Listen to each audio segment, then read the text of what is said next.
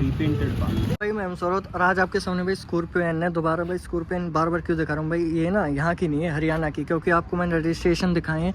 देखो मेरी हो गई भाई, एक और भाई पे वो भी स्कॉर्पियो एन है और उन्होंने भी भाई हरियाणा से ली थी।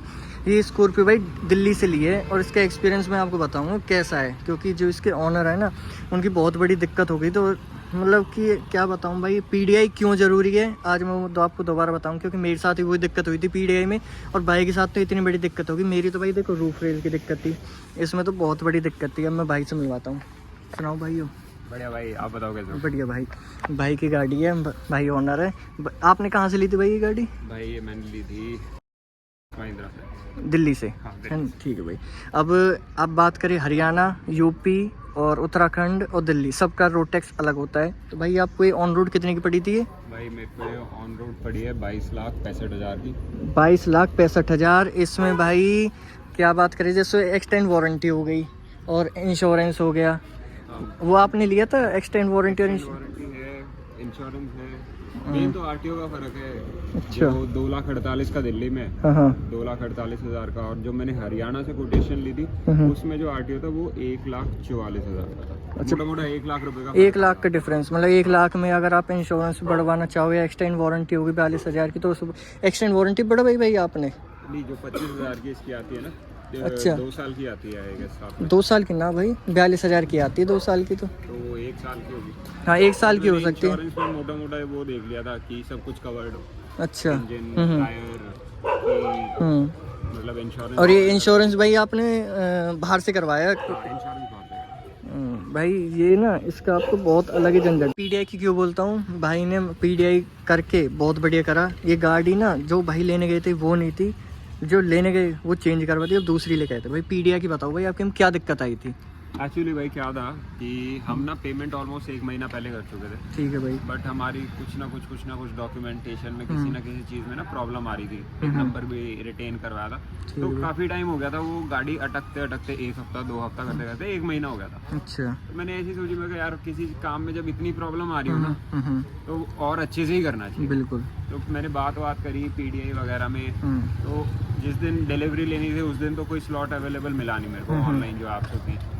बट इवेंचुअली 1-2 और मतलब भाई है, रिलेटिव है, वो महिंद्रा में वर्कशॉप में, ठीक है। तो मैं उनको साथ लेके चला गया।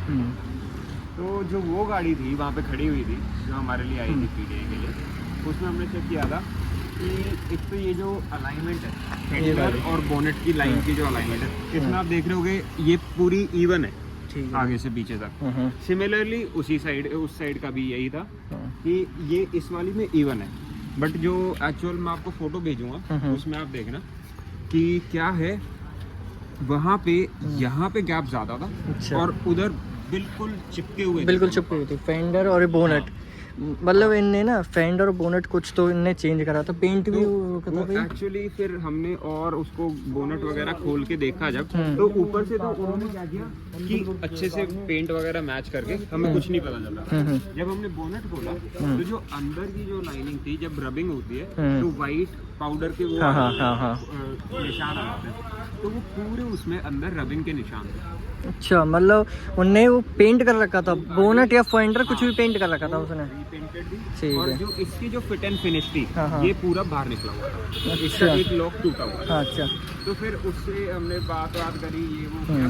तो एंड में फिर पीडीआई जो भाई आया था साथ में, उसने बोला कि ये रीपेंटेड पार्ट है। रीपेंटेड है? ये रीपेंटेड पार्ट है। अच्छा। ये लगी थी, उन्होंने ये ठीक करी है और फिर रबिंग मार के वो हमें डिलीवर करवा। वो ये था कभी जब आप आओगे जब तक तो साफ वाफ करके वॉशिंग करके देते हैं ना। हम ये सरप्राइज क्या हुआ कि हम एकदम ना सरप्राइज पीडीआई पे चले गए। हमने उनको शाम का बोला था, बट हमने बोला नहीं भाई हम दोपहर में। अच्छा। तो वो फटाफट गाड़ी वहाँ से अपने जो इनका गोडाउन होता है वहाँ से निकाल के उन्होंने लाके जैसे हमारे सामने खड़ी कर दी।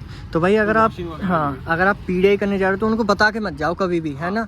वो पहली गाड़ी को साफ करके तैयार करके कर देते हैं। अगर उसमें कोई दिक्कत रहती है ना, आप पीडीआई करो भाई। लाइट वाइट कोई आपका जानकार हो तो साथ ले जाना भाई, है ना। बहुत जरूरी है भाई ने बहुत बढ़िया करा जो पीढ़ी करी, क्योंकि मेरे में भी भाई रूफ रेल की दिक्कत आ गई थी और थोड़ी मोटी छोटी मोटी दिक्कत थी, पर आपके में तो बहुत बड़ी दिक्कत थी। अब मेरे को आप ना अंदर बैठ के बताना क्या क्या दिक्कत हुई थी। भाई बैठो, आप बैठ के बढ़िया तरह भाई समझाएंगे। जिंदगी में कभी गाड़ी लो, बाइक की तो भाई मैं बोल नहीं सकता, बाइक में तो इतना नहीं देखना पड़ता, लेकिन गाड़ी ऐसी चीज़ होती है, इंसान अपनी खून पसीने की मेहनत से गाड़ी लेता है, कोई भी चीज़ लेता हो वैसे, लेकिन गाड़ी ऐसी चीज़ होती है, घर होता है, उसको भाई बिल्कुल सही सलामत लाना चाहिए।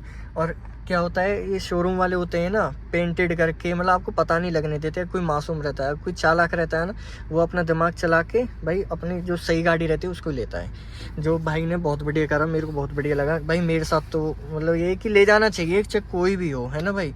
अब आगे की बात बताओ भाई, अब आपको पता चलेगा कि उसमें ये चीज़ गैप है और पेंट है, उसके बाद भाई बताओ।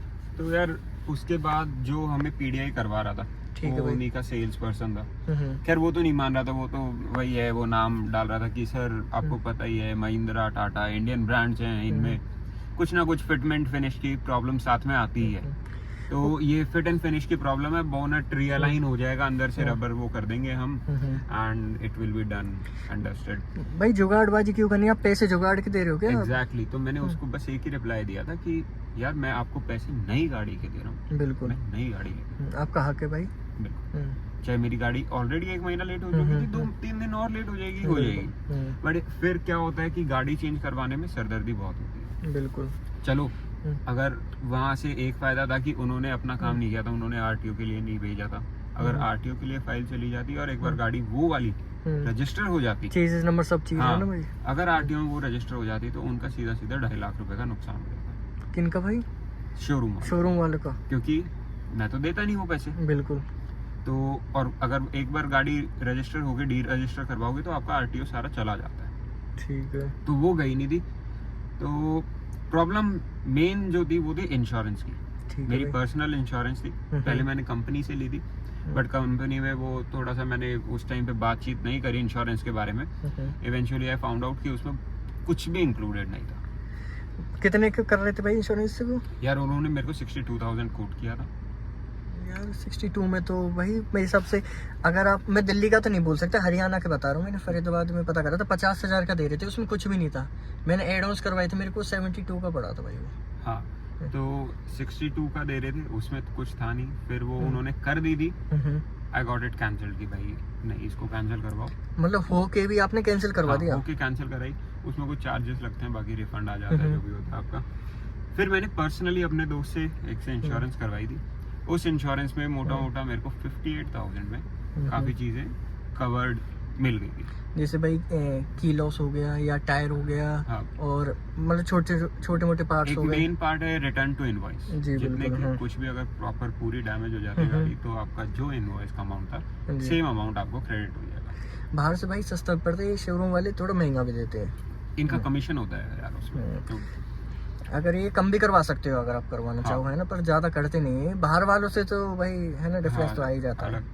तो अब क्या था, फिर मेरे को वो जो इंश्योरेंस थी, मैं पिछली गाड़ी की चेसिस नंबर पे करवा चुका था, अब मेरे को वो चेंज करवानी पड़ी। तो इसमें 2 चीज़ें होती है, या तो आप एंडोर्समेंट करा लो, एंडोर्समेंट 1-2 दिन में आती है, बट फिर वो एंडोर्समेंट में ना प्रॉब्लम क्रिएट करते हैं क्लेम वगैरह के टाइम पे। तो इसीलिए मैंने फिर वो इंश्योरेंस दोबारा 58,000 वाली कैंसिल कराई और इनसे नई गाड़ी, नई चेसिस नंबर दोबारा पीडीआई करवा के दोबारा इंश्योरेंस। तो आपने वो जो आप पीडीआई करने गए थे वो गाड़ी नहीं ली आपने? नहीं, फिर वो आपने चेंज करवा दी? वो गाड़ी चेंज करवाई भाई। मतलब बहुत बड़ी बात कर दी आपने वैसे, क्योंकि ये क्या करते हैं शोरूम वाले, उस पे ही करवा देते कि कोई नहीं आप कर लो, डिस्काउंट देते थे शायद। उन्होंने मेरे को ऑफर दिया था, सर हम क्या करते हैं, आपका क्या बम्पर और फेंडर जो है वो आपका हम चेंज कर देते हैं नई गाड़ी से दूसरी से। अच्छा, जो इनके दूसरी कार उससे इसमें चेंज कर देंगे एंड फिर आप ले लो। उसके लिए भी मैंने मना कर दिया, यार मैं इतनी टेपर्ड गाड़ी क्यों लूंगा जब मैं पैसे ही नहीं के दे रहा हूँ। I wanted a new car, I told them straight forward, नई गाड़ी दो। बिल्कुल साफ सीधी बात कर। भाई ये पीछे से कर देते तो आपको पता ही नहीं चलता, तो आप जब तो ले लेते आराम से, लेकिन भाई आंखों देखो तो बिल्कुल नहीं कर सकते यार।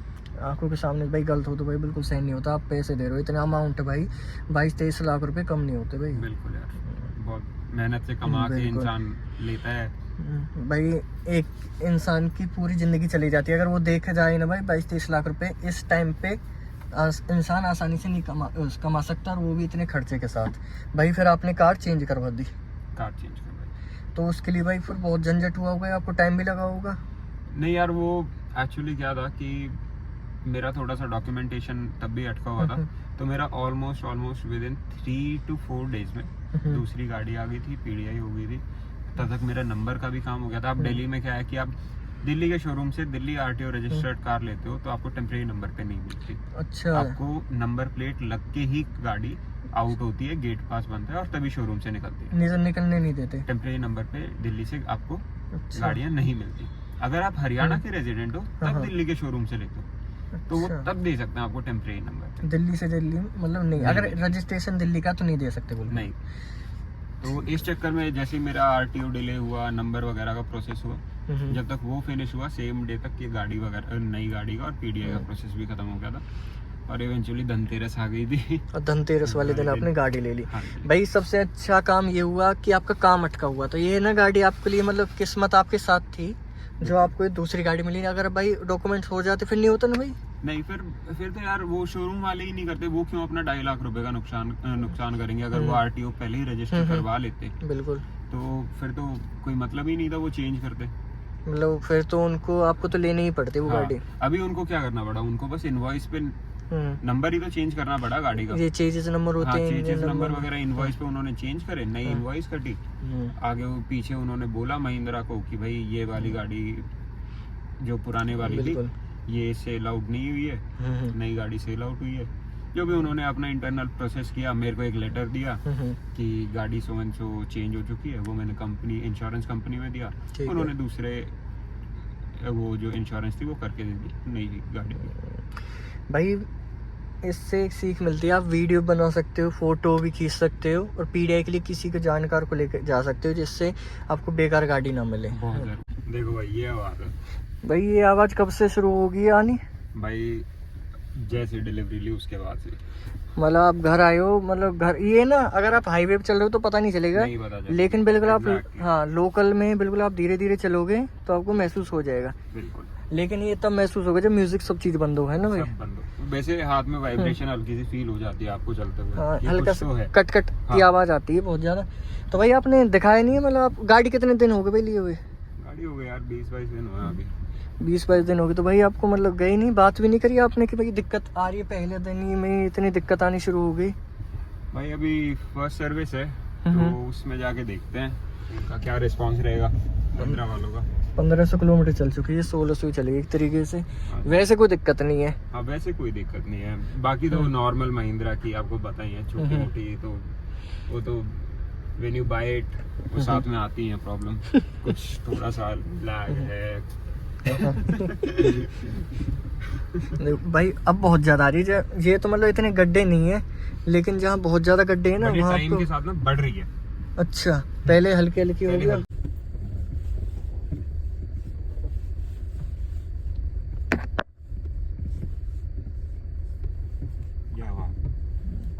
बाहर से आवाज सुनाता हूँ, अंदर तो आ रही है आवाज।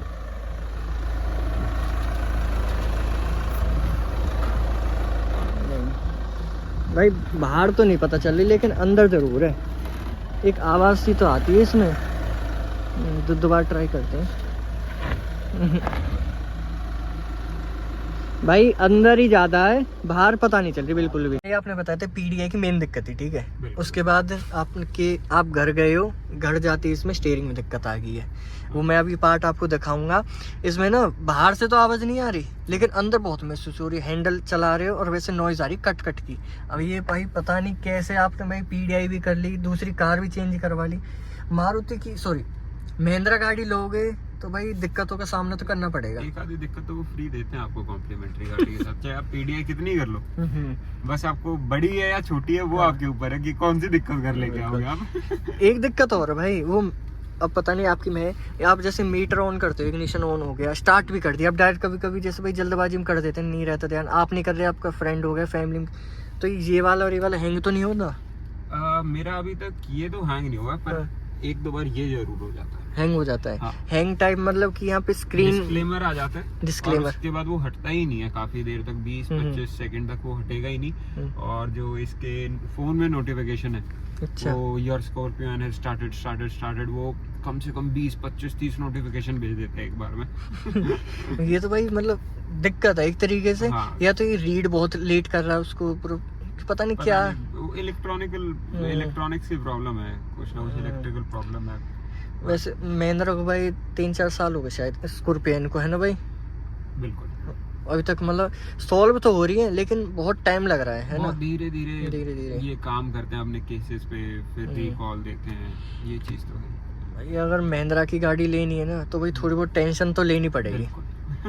और तो भाई गाड़ी में कोई दिक्कत नहीं है? नहीं, और कोई प्रॉब्लम नहीं है यार। वैसे मैं ओवरऑल अगर देखूँ ना तो I am satisfied with my car. Scorpio इसमें सनरूफ लीक तो नहीं कर रहा आपका? क्योंकि अरुण पवार का तो भाई वो मतलब कुछ बोल रहे थे भाई वो गलत है, लेकिन मतलब झूठ बता रहे थे उसको, लेकिन भाई वो सच था। वो यार देखो, मैं एक बात कहना चाहूँगा, हर इंसान की ओनरशिप, हर एक का रिव्यू अलग होता है। बिल्कुल। हर एक गाड़ी अलग होती है। बिल्कुल। आपकी में कोई प्रॉब्लम आएगी, मेरी में कोई प्रॉब्लम आएगी, ठीक है। अभी वो बैक डिफरेंशियल हॉपिंग की प्रॉब्लम चल रही है, मैं देख रहा हूँ 70 डील आती है, ऐसा तो कुछ होता ही नहीं। और ये है वो है, ये यार सबका अपना अलग एक्सपीरियंस होता है भाई। जिस पे बीतती है उसको पता रहता है। जिसने 20-25 लाख 30 लाख रुपए दिए होते हैं ना, और उसके साथ होता है, उसको पता होता है। अब देखो भाई आपकी स्टीयरिंग में दिक्कत है, कोई कहेगा भाई मेरी में तो है ही नहीं। भाई सबका अलग अलग है यार, सबके में सेम दिक्कत थोड़ी ना होगी। किसी में दिक्कत होगी और वो पकड़ भी नहीं पा रहा होगा। हाँ, ऐसे भी लोग हैं। बिल्कुल। अगर आप म्यूजिक सिस्टम चलाओ तो शायद आपको बस थोड़ा बहुत पता चलेगा इसमें हैंडल में, नहीं तो वैसे तो पता चलेगा। मैं कितने लोगों को देखता हूँ यार, किसी को ये गाड़ियों की नॉलेज ही नहीं है। बहुत सारे लोग तो दिल्ली में, और मतलब बहुत सारे, ये तो हमारी जनरेशन है जो हम जैसे हमारा सर्कल है, हम तो गाड़ियों के अंदर घुसे रहते हैं। बिल्कुल। तो it depends upon person to person, वो कितनी चीजें निकाल पा रहा है, कितनी नहीं। और हम तो भाई थोड़ा बहुत टाइम निकाल लेते, कई लोग बहुत बिजी रहते, वो ध्यान ही नहीं दे पाते। लाइफ का शेड्यूल ही बहुत होगा ऐसा है कि सर्विस कराने के लिए भी किसी को भेजना पड़ता है उनको। बिल्कुल भाई। और कोई प्रॉब्लम नहीं है इन दो से अलग, मतलब दो क्या, एक तो होगी क्लियर, एक बच रही है। ये अब सर्विस पे हो जाएगी, सर्विस पे पता चलेगा। ये तो एक्सपीरियंस पता चलेगा आपको फर्स्ट टाइम कैसा रहता है। ये तो आप दिल्ली करवाओगे सर्विस, है ना भाई? दिल्ली। ठीक है भाई, अपने नियर बाई करवाएंगे। डीजल ऑटोमेटिक, डीजल भाई ऑटोमेटिक जहाँ तक मेरे को लगता है आपने इसीलिए लोगे भाई, ये ट्रैफिक बहुत ज्यादा था, है ना दिल्ली में, अगर आप जा रहे हो आपको पता ही है। मतलब इसीलिए आपने मेन लिए या कोई और रीजन था भाई इसका? नहीं, मेन रीजन यही था। और दूसरा, हाँ एक और मैं बताता हूँ, मैंने वहाँ पे ना Z2 खड़ी थी शोरूम पे, जब मैं देखने गया था तो इट वाज अ मैनुअल। तो मैंने मैनुअल जब उसका क्लच ट्राई किया, यार उससे क्लच की डेप्थ बहुत ज्यादा है। मैं नहीं मानता कि आप उसको ट्रैफिक के अंदर मैनुअल आप चला सकते हो। लाइक आपको एक तो बड़ी गाड़ी है, आपको वैसे अंदाजा वो चाहिए, एंड सेकेंडली फिर आपका एक जगह माइंड ऑक्यूपाइड है मैनुअल के अंदर, तो it becomes a task to drive it in Delhi. एक बात और बताना चाहूँगा भाई, उसमें ना हाइड्रोलिक आता है स्टीयरिंग Z2 में। हाँ, है ना, इसमें तो पावर स्टीयरिंग भाई। मैं कह रहा हूँ सेल्टोस हो गई, स्विफ्ट, ये मतलब टोयोटा की है, अर्बन क्रूजर कर दी, मतलब और भी यहाँ पे जितनी गाड़ी खड़ी है ना, बहुत हल्का स्टीयरिंग है सबका, लेकिन इतनी बड़ी गाड़ी का भाई इससे भी हल्का, है ना।